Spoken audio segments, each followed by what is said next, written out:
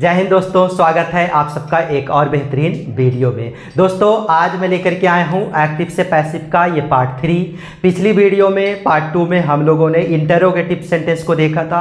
आज उसी क्रम में हम लोग देखने वाले हैं कुछ ऐसे डाउट्स हैं, कुछ ऐसे वर्ब्स हैं जिनमें हम जब एक्टिव से पैसिव बनाते हैं तो जो बाई का प्रयोग होता है उस बाई के स्थान पर कुछ अन्य प्रपोजिशन का प्रयोग करते हैं। तो ऐसे गिने चुने कुछ वर्ब्स हैं, उन वर्ब्स को हम लोग देख लेते हैं और उसके बाद आज इसी वीडियो में, इस पार्ट 3 वाले वीडियो में आज हम लोग इंपरेटिव सेंटेंस को भी देखने वाले हैं। आज ये एक्टिव से पैसिव का अंतिम वीडियो रहेगा।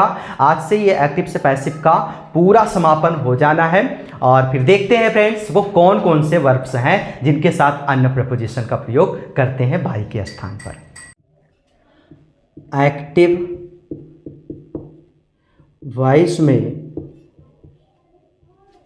एक्टिव वॉइस में no, listen, no listen, invited,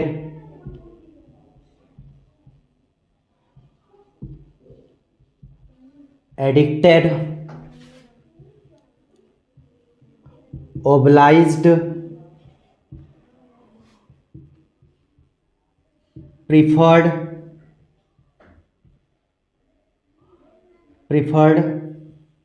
और replied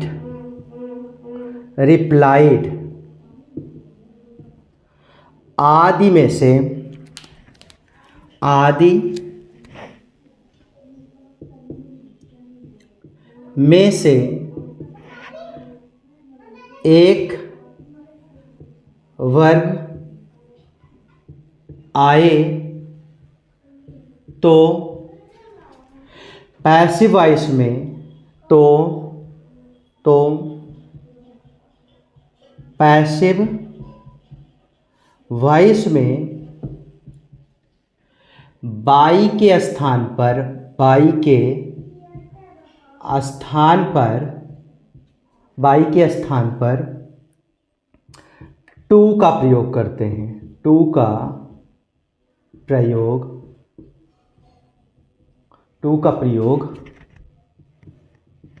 करते हैं।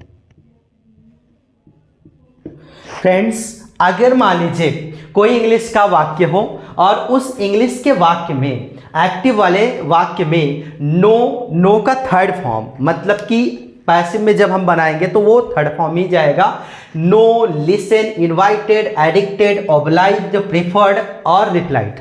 अगर इनमें से कोई एक वर्ब का प्रयोग आपका एक्टिव वाले में हुआ है तो जब हम उसका पैसिव बनाएंगे तो जब बाई का प्रयोग होता है उस बाई के स्थान पर हम टू का प्रयोग करते हैं। अब कुछ उदाहरण देखते हैं जब अच्छे से समझ में आएगा। एक्टिव का मान लीजिए मैंने कहा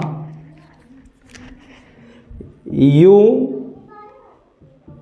no me, you know me.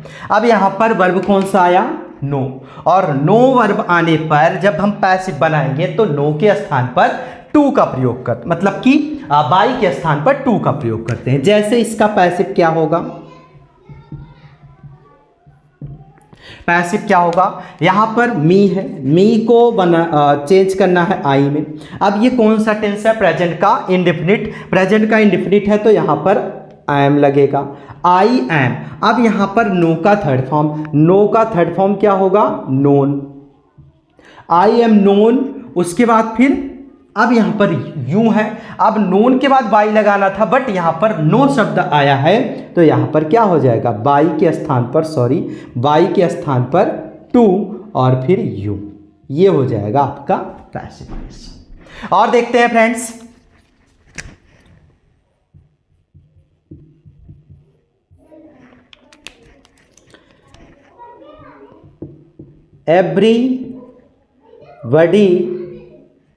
everybody knows Gandhi ji. everybody knows Gandhi ji. अब ये हमारा एक सेंटेंस है जिसमें क्या है, नो। अब इसका जब हम पैसिव बनाएंगे, इसका जब पैसिव बनेगा तो कैसे बनेगा,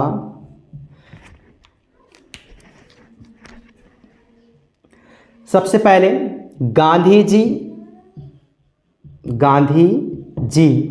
अब ये गांधी जी हो गया, उसके बाद ये प्रेजेंट का इंडेफिनिट है, इज एम आर में चेंज होगा अकॉर्डिंग टू दिस सब्जेक्ट। अब गांधी जी इज, अब नो का थर्ड फॉर्म नोन। अब यहां पर जो बाई का प्रयोग थर्ड फॉर्म के बाद लगता है वो उस बाई के स्थान पर टू लगेगा, और यहां पर एवरीबडी, एवरीबडी मतलब Gandhi ji is known to everybody. उम्मीद करता हूं आपको समझ में आ गया होगा। अब देखते हैं कुछ और सेंटेंस को।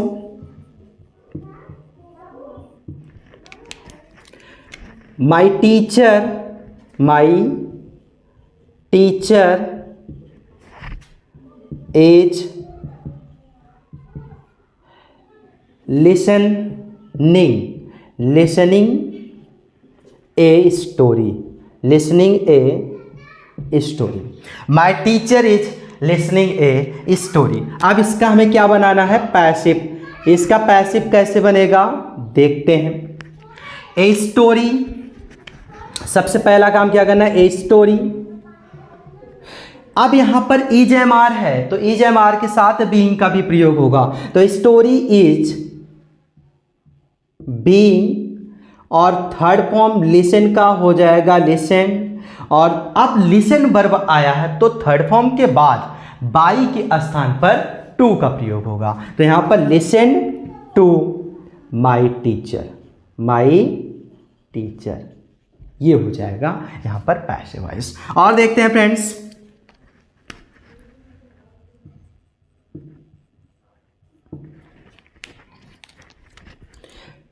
he will oblige me, he will oblige me। इसका पैसिव कैसे बनेगा, इसका पैसिव सबसे पहले मी को बदलना है आई में। अब यहां पर आ गया विल। अब यहां पर विल आने पर आई बी के साथ शैल लगता है तो आई शैल, और यहां पर बी, और यहां पर ओबलाइज है, ओबलाइज का थर्ड फॉर्म ओबलाइज्ड। और उसके बाद चूंकि यहां पर ओबलाइज है और ओबलाइज के साथ भी पैसिव में टू का प्रयोग होता है, तो ओबलाइज्ड टू, और उसके बाद फिर क्या, ही के साथ ही किस में चेंज हो जाएगा, हिम में, ये हो जाएगा आई शैल बी ओबलाइज्ड टू हिम। और देखते हैं friends,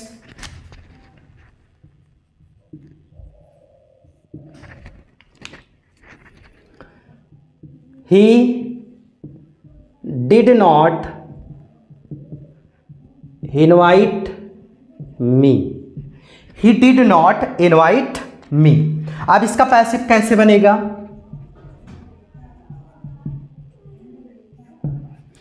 he did not invite me।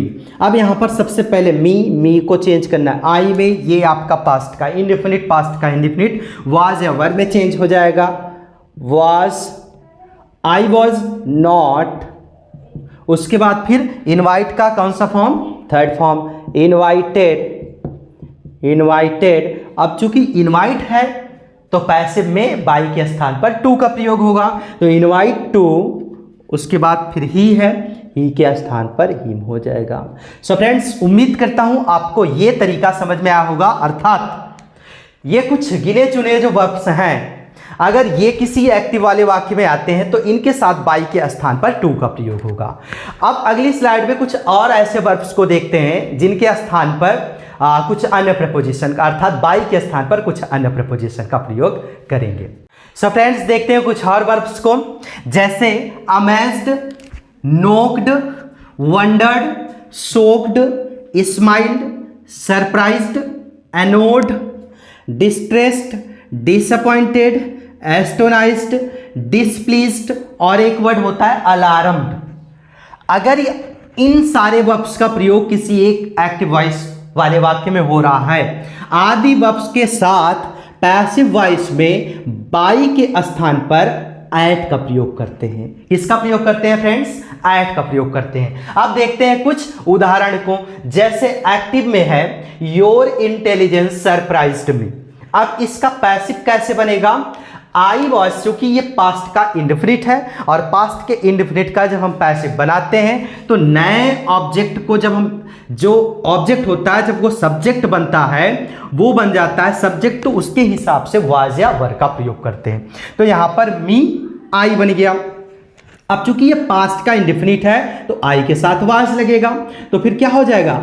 I was surprised. अब ये थर्ड फॉर्म बन गया।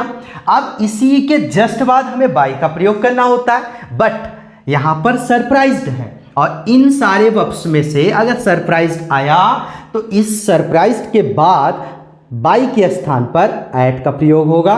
तो कुछ इस तरीके से बन गया, I was surprised at your intelligence. ये उसका हो जाएगा पैसिव वॉइस। उसी तरीके से एक्टिव में है his success astonished us. His success astonished us. अब इसका पैसिव क्या बनेगा? We were astonished at. अब एस्टोनाइज्ड के बाद जो है बाई का प्रयोग करना होगा, बट लेकिन यहां पर क्या है? एस्टोनाइज्ड है। एस्टोनाइज्ड के साथ एट का प्रयोग होता है, ना कि वर्ब का। तो we were astonished at his success. ये हो जाएगा इसका पैसिव वॉइस। उसी तरह से his marks displeased his teacher. अब इसका पैसिव क्या बनेगा? His teacher was displeased at his marks. So I hope आप सबको ये वाला भी प्रयोग समझ में आ गया होगा कि अगर इतने वर्ब्स में से कोई भी एक वर्ब्स एक्टिव वॉइस में आता है तो जब इसका पैसिव बनेगा, तो जब हम पैसिव बनाएंगे तो बाई के स्थान पर एट का प्रयोग करेंगे। अब नेक्स्ट स्लाइड में कुछ और ऐसे वर्ब्स का प्रयोग करते हैं। कुछ ऐसे वर्ब्स को देखते हैं जहां पर एक्टिव से जब पैसिव बनाया जाएगा तो बाई के स्थान पर हम विथ का प्रयोग करेंगे। सो फ्रेंड्स देखते हैं अब कुछ और वर्ब्स को, जैसे pleased, quarrelled, satisfied, dissatisfied, disgusted, charmed, lined, thronged और कंपेयर्ड। अगर ये सारे वर्ब्स आपके एक्टिव वाले वाक्य में आते हैं तो इन एक्टिव वाले इन वर्ब्स को जब हम पैसिव में चेंज करेंगे तो बाई के स्थान पर विथ का प्रयोग करेंगे। बाई के स्थान पर विथ का प्रयोग करेंगे। फॉर एग्जाम्पल देखते हैं, जैसे एक्टिव में है your work satisfied the teacher.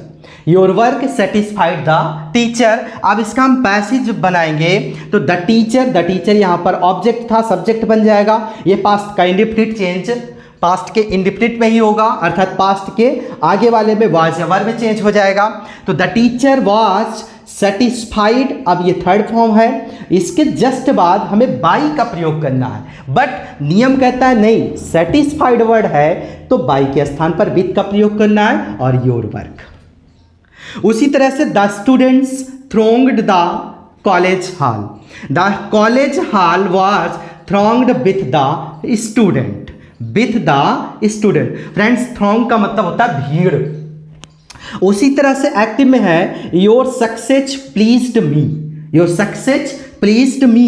इसका पैसिव क्या हो जाएगा? I was pleased with your success. So friends उम्मीद करता हूं आपको यह डाउट भी क्लियर हो गया होगा कि अगर ये सारे वर्ब्स आपके इंग्लिश वाक्य में आते हैं एक्टिव में, तो अगर जब उसका पैसिव बनाया जाएगा तो बाई के स्थान पर विथ का प्रयोग करते हैं। सो फ्रेंड्स अब जो है अगली स्लाइड में हम लोग देखने वाले हैं इंपरेटिव सेंटेंस को। इंपरेटिव सेंटेंस होता क्या है, इंपरेटिव सेंटेंस की पहचान क्या होती है, इंपरेटिव सेंटेंस का हम लोग कैसे एक्टिव से पैसिव बनाएंगे, अब देखते हैं इन सारी चीजों को।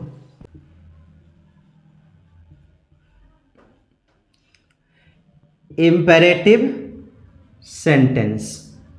इंपरेटिव सेंटेंस क्या होता है फ्रेंड्स? इंपेरेटिव सेंटेंस आदेशात्मक वाक्य। इंपेरेटिव सेंटेंस का मतलब क्या होता है? आदेशात्मक वाक्य। आदेशात्मक वाक्य का मतलब क्या होता है फ्रेंड्स?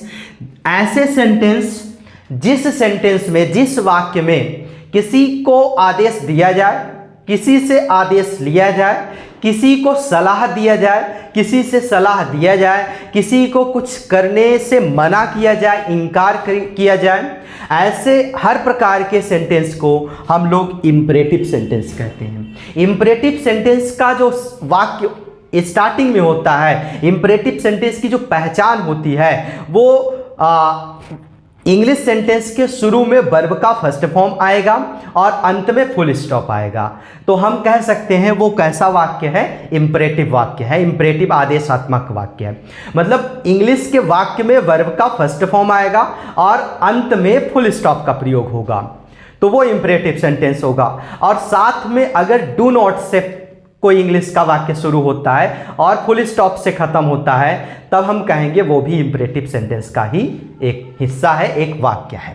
तो इंपरेटिव सेंटेंस का जो एक्टिव से पैसिव बनता है आज हम लोग देखने वाले हैं। इंपरेटिव सेंटेंस की पहचान जैसा कि मैंने बताया, वाक्य के शुरू में वर्ब का फर्स्ट फॉर्म आएगा और अंत में फुल स्टॉप आएगा, तब भी हम इंपरेटिव सेंटेंस कहेंगे। इंपरेटिव सेंटेंस का अफर्मेटिव सेंटेंस कहेंगे। और वाक्य के शुरू में डू नॉट आए और अंत में फुल स्टॉप आए, तब भी वो इंपरेटिव सेंटेंस होता है। इंपरेटिव सेंटेंस का वो नेगेटिव होता है। तो इस प्रकार अफर्मेटिव और निगेटिव, इंपरेटिव का जो अफर्मेटिव है, निगेटिव है, इन्हीं दोनों वाक्यों का एक्टिव से पैसिव हम लोग सीखने वाले हैं। फ्रेंड्स, एक चीज और मैं आप सबको बताना चाहूंगा, इंपरेटिव सेंटेंस का एक्टिव से पैसिव इसलिए बनता है क्योंकि इंपरेटिव सेंटेंस में ऑब्जेक्ट होता है।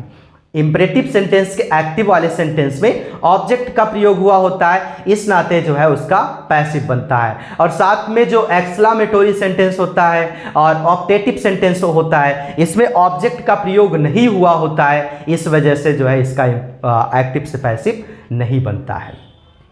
इंपरेटिव सेंटेंस में एक और पॉइंट्स होता है, इसमें जो है सब्जेक्ट यू का प्रयोग भाव के अनुसार हुआ रहता है, बट उसका हम वाक्य में कहीं पर लिखा हुआ नहीं देख सकते हैं। अर्थात वाक्य में यू नामक सब्जेक्ट छिपा रहता है, उसका सेंस निकलता है, उसका भाव निकलता है, बट उसका हम प्रयोग नहीं करते हैं, तो वो हमारा इंपरेटिव सेंटेंस होता है। तो अब एक एक करके हम लोग इंपरेटिव सेंटेंस के नियम को देखते हैं। इंपरेटिव सेंटेंस के एक्टिव वाले सेंटेंस का पैसिव कैसे बनता है देखते हैं। तो सबसे पहले जो इंपरेटिव सेंटेंस का एक्टिव वाला वाक्य होता है अफर्मेटिव का, वो देख लेते हैं। तो उसका स्ट्रक्चर कुछ इस तरीके से होता है, वर्ब का फर्स्ट फॉर्म और ऑब्जेक्ट, वर्ब का फर्स्ट फॉर्म और ऑब्जेक्ट। तो ये क्या हो गया, एक्टिव वाला सेंटेंस। और ये क्या है, अफर्मेटिव सेंटेंस का। और इसका जब हम लोग पैसिव बनाएंगे, इसका जब हम लोग पैसिव बनाएंगे तो सबसे पहला काम आपको क्या करना है, सबसे पहला काम करना है लेट का प्रयोग। सबसे पहला काम लेट का प्रयोग करेंगे। उसके बाद वर्ब के फर्स्ट फॉर्म के बाद इंपरेटिव सेंटेंस में सबसे पहले वर्ब का फर्स्ट फॉर्म आता है और उसके अलावा जो भी कुछ बचता है वो सब कुछ क्या है, ऑब्जेक्ट है। तो यहां पर सबसे पहले एक्टिव से जब हम पैसिव बनाएंगे तो सबसे पहले लेट का प्रयोग करेंगे, उसके बाद फिर इस ऑब्जेक्ट का प्रयोग करेंगे। एज इट इज जैसा ऑब्जेक्ट होगा वैसे इसको रख देंगे। और इस ऑब्जेक्ट के जस्ट बाद बी का प्रयोग करेंगे, बी। और फिर उसके बाद वर्ब का ये जो फर्स्ट फॉर्म था ये कन्वर्ट हो जाएगा थर्ड फॉर्म में, ये हो गया फुल स्टॉप। तो ये कुछ इस तरीके से इंपरेटिव सेंटेंस के अफर्मेटिव सेंटेंस का पैसिव वॉइस बनता है। अब फॉर एग्जांपल देखते हैं,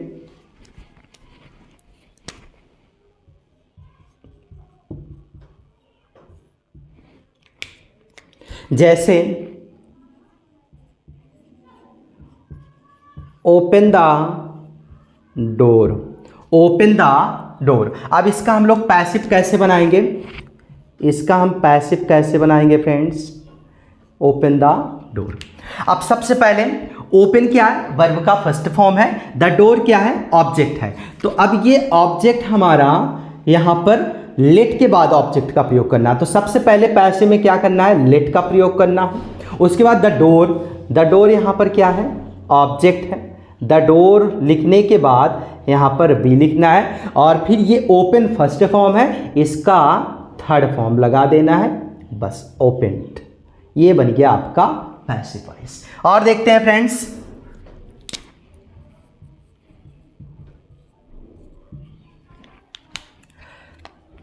जैसे wash your face, wash your face. अब इसका पैसिव कैसे बनेगा, पैसिव कैसे बनेगा? सबसे पहला काम लेट, उसके बाद फिर your face, let your face B washed, क्योंकि वॉश हमारा यहाँ पर वर्ब है और वर्ब का फर्स्ट फॉर्म है, तो इसलिए ये बदल जाएगा थर्ड फॉर्म में। और देखते हैं फ्रेंड्स,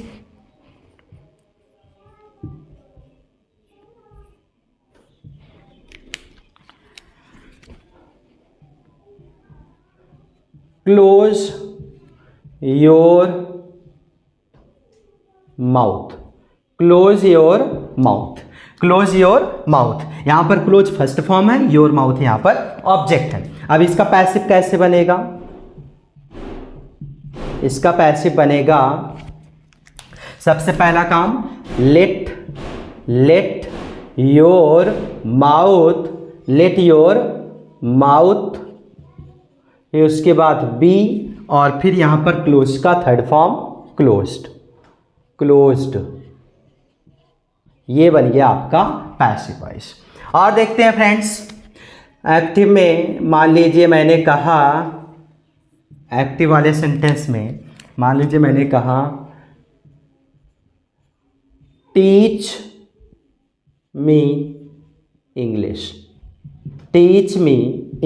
अब इसमें फ्रेंड्स दो ऑब्जेक्ट एक साथ है, मी भी एक ऑब्जेक्ट है, इंग्लिश भी एक ऑब्जेक्ट है। अब इसका कैसे बनेगा देखते हैं।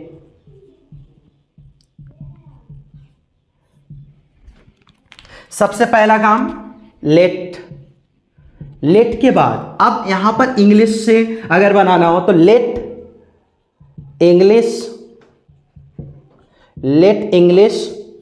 वी। अब यहां पर थर्ड फॉर्म टीच का टॉट हो जाएगा और अंत में जो मी बच रहा है मी को लगा देना है। अथवा अगर हम मी को लेकर के बनाएं, तो कैसे होगा? लेट उसके बाद फिर me, let me be taught English. तो कुछ इस तरीके से इसका पैसिव हो जाएगा। और देखते हैं फ्रेंड्स,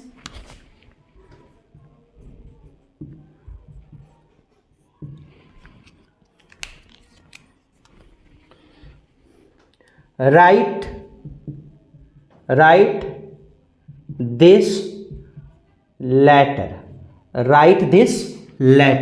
अब इसका पैसिव कैसे बनेगा? Write this letter. इसका पैसिव कैसे बनेगा फ्रेंड्स? Right this letter. अब यहां पर सबसे पहले let this letter V, write का कौन सा फॉर्म? Third form written. तो ये हो गया आपका एक्टिव से पैसिव। कुछ और सेंटेंस देखते हैं, और साथ में फ्रेंड्स ये जो स्ट्रक्चर है वर्ब का फर्स्ट फॉर्म प्लस ऑब्जेक्ट, इसका जो पैसिव होता है late plus object plus V+V3, इसके अलावा भी एक और तरीका होता है एक्टिव से पैसिव बनाने का इंपरेटिव सेंटेंस में, साथ में उसको भी हम लोग देखते हैं। सो फ्रेंड्स, अब देखते हैं इसका एक दूसरा जो रूल है, अर्थात दूसरी विधि जो भी इसकी है, उसको हम देखते हैं कैसे हम दूसरे तरीके से इसको कर सकते हैं। जैसे मान लीजिए एक्टिव का कोई वाक्य है, एक्टिव का एक वाक्य है, ओबे योर पेरेंट्स, ये एक सेंटेंस है। अब इस सेंटेंस को हम इसका पैसिव अगर बनाना चाहें तो जैसा कि अभी मैंने बताया स्ट्रक्चर, इस स्ट्रक्चर के हिसाब से इसमें हम अप्लाई कर सकते हैं सारा कुछ। V plus object, V1 plus object, let object V और प्लस V3, इसके थ्रू इसको हम जो है कर सकते हैं। जैसे लेट हो जाएगा, उसके बाद योर पेरेंट्स लिख दीजिए, योर पेरेंट्स, उसके बाद बी और फिर ओबे का थर्ड फॉर्म ओबेड हो जाएगा, ओबेड।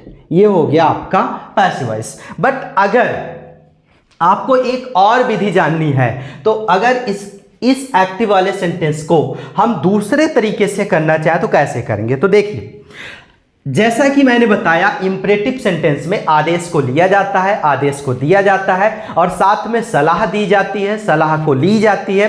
किसी चीज को ना करने के लिए मना किया जाता है, रिक्वेस्ट किया जाता है, निवेदन किया जाता है।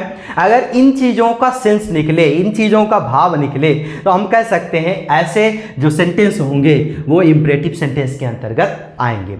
अब हमें सबसे पहला काम ये देखना है, एक्टिव वाले सेंटेंस में इंपरेटिव सेंटेंस का जो सेंटेंस होगा, उस इंपरेटिव सेंटेंस का जो एक्टिव वाला सेंटेंस होगा, उसमें हमें सेंस देखना है, भाव क्या निकल रहा है, उस सेंटेंस का मतलब क्या निकल रहा है। आदेश की बात हो रही है कि सलाह की बात हो रही है, कि निवेदन की बात हो रही है, कि किसी को कुछ ना करने की बात हो रही है। उस सेंस को देखना है, उस भाव को उसमें निकालना है।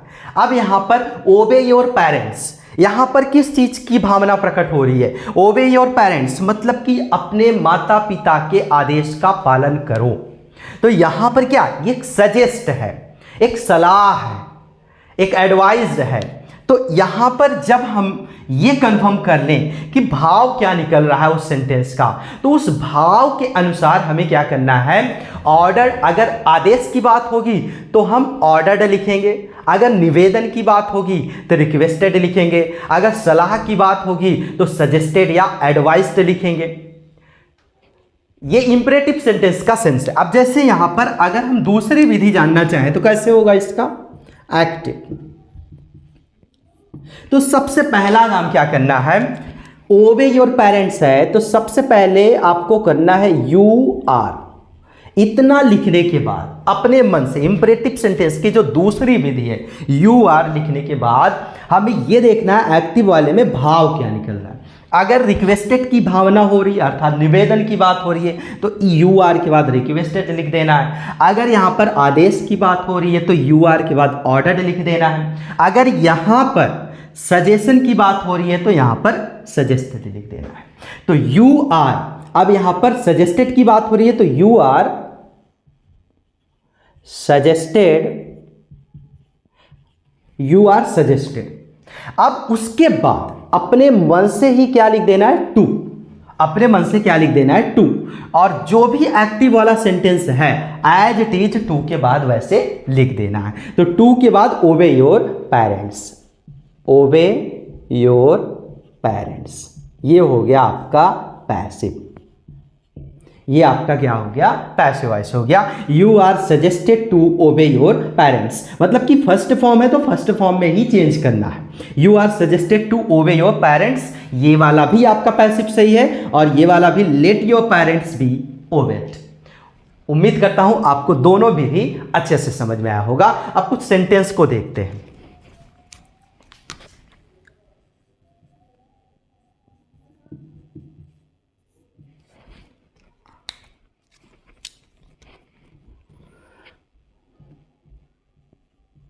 Always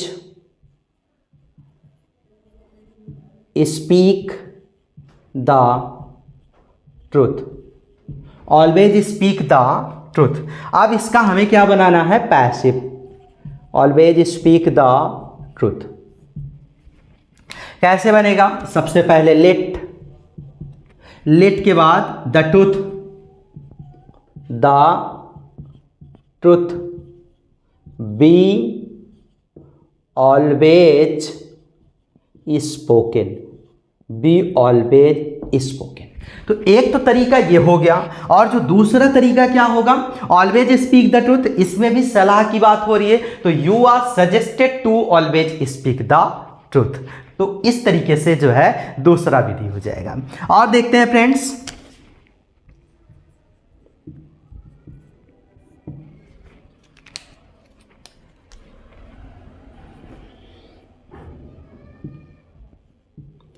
eat this Apple, eat this Apple.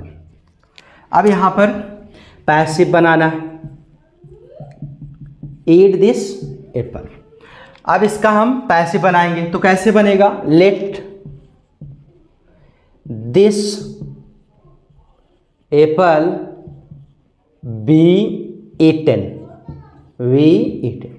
अब यहां पर ईट दिस एप्पल, इसमें क्या सेंस निकल रहा है, इस सेब को खाओ, आदेश की बात हो रही है। तो जब यहां पर आदेश की बात हो रही है, एक तो तरीका ये होगा let this apple be eaten, और दूसरा क्या होगा, you are order to eat this apple, ये दूसरा तरीका हो जाएगा। और देखते हैं फ्रेंड्स,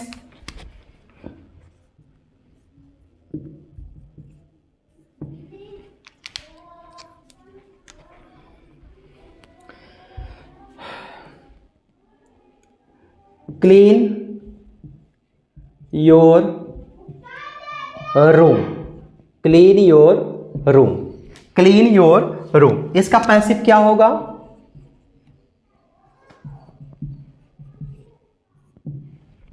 पैसिव हो जाएगा let your room be cleaned, be cleaned, let your room be cleaned.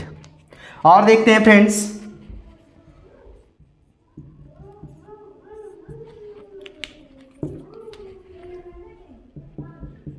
Give me a glass of cold water, give me a glass of cold water. अब इसका पैसिव कैसे बनेगा, इसका पैसिव बनेगा, अब फ्रेंड्स इसमें गिव वर्ब का first form है, बाकी जो भी कुछ बच रहा है, मी भी इसमें एक ऑब्जेक्ट है, ए ग्लास ऑफ कोल्ड वाटर भी यहां पर एक ऑब्जेक्ट है। तो कैसे बनेगा देखते हैं, लेट मी, यहां पर मी से अगर हम मी को लेकर के बनाना चाहें तो कैसे बनेगा, लेट मी बी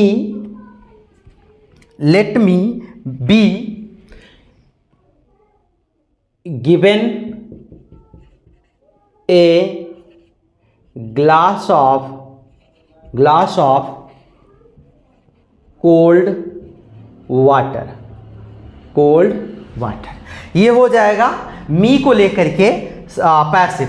और अगर इसका हमें एक ग्लास ऑफ कोल्ड वाटर लेकर के बनाना हो, ऑब्जेक्ट ये भी है, तो कैसे बनेगा, पैसिव। सबसे पहला काम क्या करना है, let a glass of cold water be given, let a glass of cold water be given me, यहां पर हो जाएगा ये दूसरा तरीका। सो फ्रेंड्स, उम्मीद करता हूं आपको ये दोनों विधियां अच्छे से समझ में आई होंगी। अब हम लोग नेक्स्ट स्लाइड में जो इंपरेटिव सेंटेंस डू नॉट से शुरू होता है एक्टिव वाले में, उसका हम लोग कैसे पैसिव बनाएंगे इस चीज को देखते हैं। सो फ्रेंड्स, देखते हैं अब नेगेटिव सेंटेंस को। यदि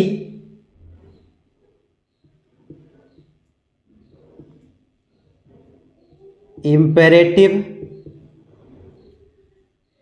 सेंटेंस का वाक्य डू नॉट से शुरू हो तो अगर इंग्लिश का जो वाक्य है इंपरेटिव सेंटेंस का, अगर वो डू नॉट से शुरू हो तो उसका हम पैसिव कैसे बनाएंगे। सबसे पहले इसका स्ट्रक्चर देखते हैं। एक्टिव का स्ट्रक्चर क्या है, सबसे पहले डू नॉट से शुरू होगा, डू नॉट, उसके बाद फिर वर्ब का फर्स्ट फॉर्म और देन ऑब्जेक्ट होगा। ये हो जाएगा आपका इंपरेटिव सेंटेंस का एक्टिव वॉइस। अब इसका हमें क्या बनाना है, पैसिव। अब ये इसका पैसिव कैसे बनेगा देखते हैं। फर्स्ट ऑफ ऑल आपको जैसा कि अफर्मेटिव में था लेट, उसके बाद यहां पर क्या लगा देना है, ऑब्जेक्ट, और देन आपको क्या लगा देना है, नॉट, और नॉट के बाद क्या लगाना है, बी, और बी के बाद वर्ब का थर्ड फॉर्म, और अंत में फुल स्टॉप कर देना है। ये आपका पैसिव वाला स्ट्रक्चर हो जाएगा। अब देखते हैं कुछ सेंटेंस। एक्टिव में सेंटेंस को देखते हैं, जैसे do not make a noise, do not make a noise मतलब कि शोर मत मचाओ, do not make a noise. अब इसका पैसिव कैसे होगा, इसका पैसिव देखते हैं, इसका पैसिव कैसे होगा। सबसे पहला काम क्या करना है, लेट, लेट के बाद फिर make a noise, do not make a noise. यहां पर ए नॉइज क्या है, ऑब्जेक्ट है, तो ए नॉइज, उसके बाद फिर नॉट, बी, और मेक का थर्ड फॉर्म क्या होता है, मेड। ये हो जाएगा let a noise not be made. अब अगर जो दूसरी विधि है यू आर को लेकर के अगर उस तरीके से बनाना हो तो कैसे बनाएंगे, तो फ्रेंड्स मैं आप सबको बताना चाहता हूं, अगर मान लीजिए एक्टिव वाले वाक्य में डू नॉट से वाक्य शुरू हो, अगर एक्टिव वाला जो वाक्य है डू नॉट से शुरू हो और उसको हम इस तरीके से ना करके, लेट वाले का प्रयोग ना करके यू आर वाला अगर प्रयोग करते हैं, तो वहां पर मैं एक चीज आपको बताना चाहूंगा, ये एक वर्ड होता है फॉरवर्ड, फॉरवर्ड। ये क्या शो करता है, नेगेटिव को, ये क्या शो करता है फ्रेंड्स, नेगेटिव को।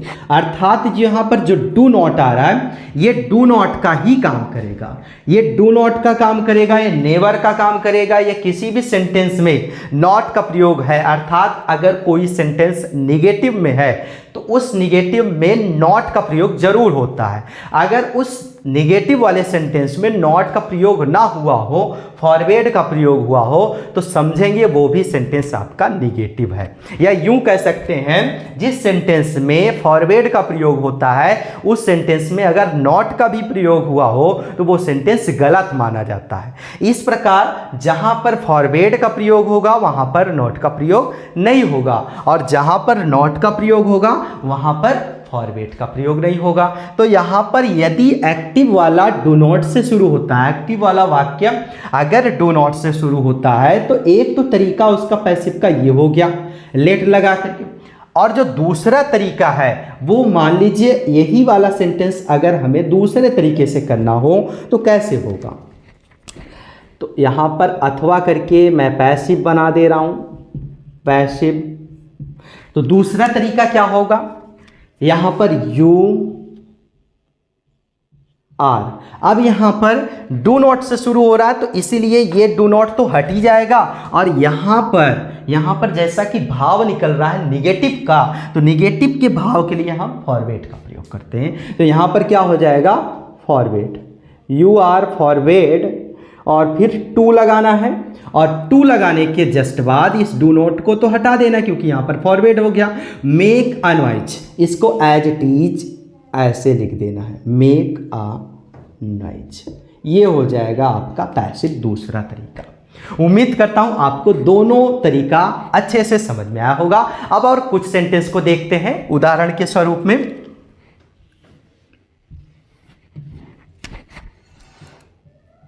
एक्टिव, अब एक्टिव में मान लीजिए मैंने लिखा, फ्रेंड्स कभी कभी डू नॉट के स्थान पर नेवर का प्रयोग होता है, नेवर भी निगेटिव का ही काम करता है। तो never tell a lie, never tell a lie. अब इसका पैसिव कैसे बनेगा, नेवर टेल अ लाई, इसका पैसिव बनेगा let a lie not be told, not be told. ये हो जाएगा लेट अ लाई। अब यहां पर नेवर है तो यहां पर नेवर भी लगा सकते हैं, यहां पर नेवर भी लगा सकते हैं, let a lie never be told. ये हो जाएगा आपका पैसिव वॉइस। और देखते हैं फ्रेंड्स कुछ सेंटेंस को।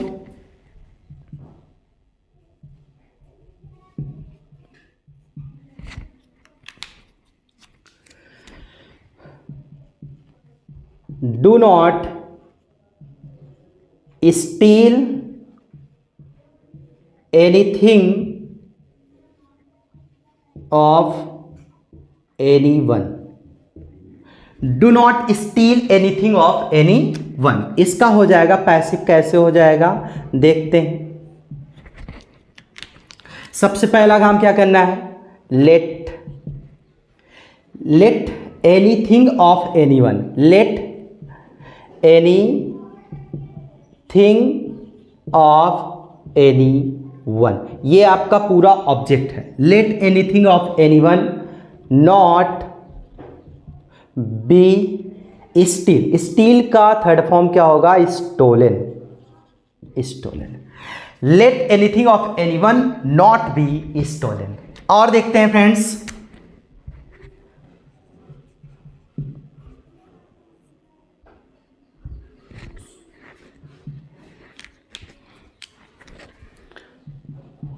Do not abuse anybody, do not abuse anybody। यहां पर इसका पैसिव क्या हो जाएगा, पैसिव हो जाएगा इसका let anybody not be abused। Friends, इसके अलावा हम दूसरी विधि भी इसमें अप्लाई कर सकते हैं, जो यू आर वाला मैंने बताया, यू आर फॉरवर्ड, क्योंकि यहाँ पर डू नॉट से शुरू हो रहा है, तो यू आर फॉरवर्ड और टू लगा करके एज इट इज वैसे हम सेंटेंस को लिख सकते हैं और डू नॉट को हटा सकते हैं। और देखते हैं फ्रेंड्स, कुछ और सेंटेंस को देख लेते हैं। एक्टिव में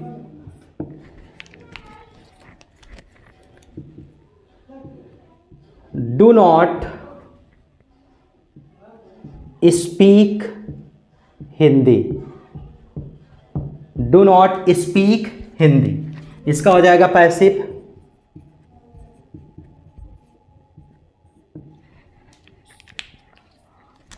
late Hindi not be spoken, let Hindi not be spoken. और देखते हैं कुछ सेंटेंस को। एक्टिव में डू नॉट डिस्टर्ब मी, अब इसका पैसिव क्या होगा, डू नॉट डिस्टर्ब मी। अब यहां पर लेट के बाद फिर मी के बाद नॉट, फिर वी, और फिर यहां पर डिस्टर्ब का थर्ड फॉर्म डिस्टर्ब्ड, ये हो जाएगा आपका पैसिव वॉइस। सो फ्रेंड्स, उम्मीद करता हूं आपको ये सारे डाउट्स क्लियर हो गए होंगे। इंपरेटिव सेंटेंस क्या होता है, इंपरेटिव सेंटेंस का सेंटेंस कैसे पैसिव में बनता है, आई होप आप सबको आज समझ में आ गया होगा। इंपरेटिव सेंटेंस आपका यहीं पर समाप्त होता है।